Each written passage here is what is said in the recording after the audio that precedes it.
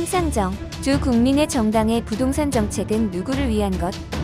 심상정 의원은 15일 국민의힘 김종인 비상대책위원장과 국민의당 안철수 대표의 부동산 공급 대책에 대해 서울을 투기 세력의 잿빛 천국으로 만들겠다는 발상이라며 "네가 가라, 공공임대라며 집 없는 절반의 국민을 조롱하고 부동산 정책에는 공공에 공자도 붙이지 않는 두 국민의 정당의 공급 정책은 과연 누구를 위한 것인가라고 비판했다. 심 의원은 이날 페이스북을 통해 보수 정당들은 주택가격 폭등이 공급 부족 때문이라며 공급 확대의 필요성을 강조해왔으나 그 주장은 부동산 기득권 세력을 옹호하기 위해 동원해온 단골 메뉴일 뿐이라며 묻지마 공급 확대는 가뜩이나 인하력이 높은 집값에 기름 붓는 일이고 집 없는 서민들을 아예 서울 밖으로 내모는 일이라고 비판했다.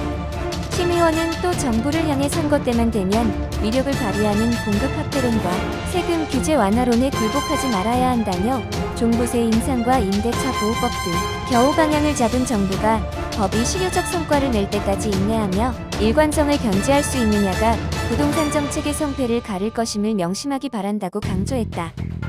다음은 심상정 의원의 페이스북 글 전문이다. 국민의힘 김종인 위원장에 이어 국민의당 안철수 대표도 부동산 공급 대책을 쏟아냈습니다.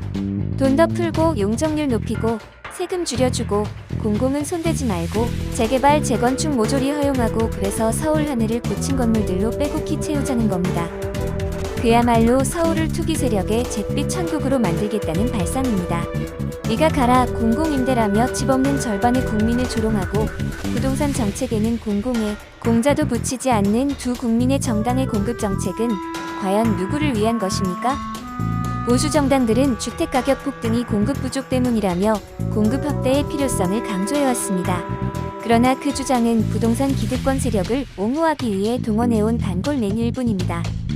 서울의 주택 보급률은 거의 100%에 달하지만 서울은 광역시도 중 유일하게 자기 집 가진 사람은 절반이 안 되는 곳입니다.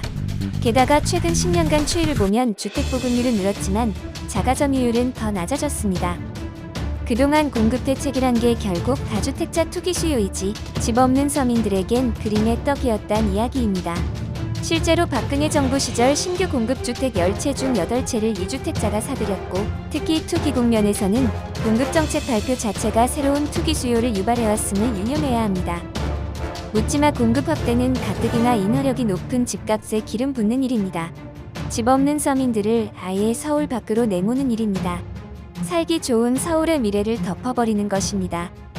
전월세 시장과 주택가격 안정을 위해선 4-5년 후에나 지어지는 신규 공급 대책이 아니라 다주택 보유 물량들이 시장에 나오도록 하는 것이 효과적입니다. 가장 먼저 정부가 기등록된 임대사업자가 누리고 있는 세제 특혜를 조속히 폐지하고 160만 채를 매물로 유도한 뒤 정부가 매입임대로 운영하는 방안을 촉구합니다.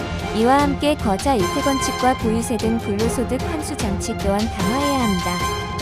공급은 장기 공공주택 확대에 초점을 맞추고 철저히 주거복지정책에서 다뤄져야 합니다. 정의당은 질 좋은 장기 공공임대주택 2배로, 주거급여 대상 2배로, 계약갱신권 2배로, 최저주거기준 2배로 늘려 주거복지를 획기적으로 개선하는 데 최선을 다하겠습니다. 부동산 기득권 세력의 총공세에 정부 여당이 또 출렁거리고 있습니다. 선거 때만 되면 위력을 발휘하는 공급 확대론과 세금, 규제 완화론에 굴복하지 말아야 합니다. 종부세 인상과 임대차 보호법 등 겨우 방향을 잡은 정부가 법이 실효적 성과를 낼 때까지 인내하며 일관성을 견지할 수 있느냐가 부동산 정책의 성패를 가릴 것임을 명심하기 바랍니다.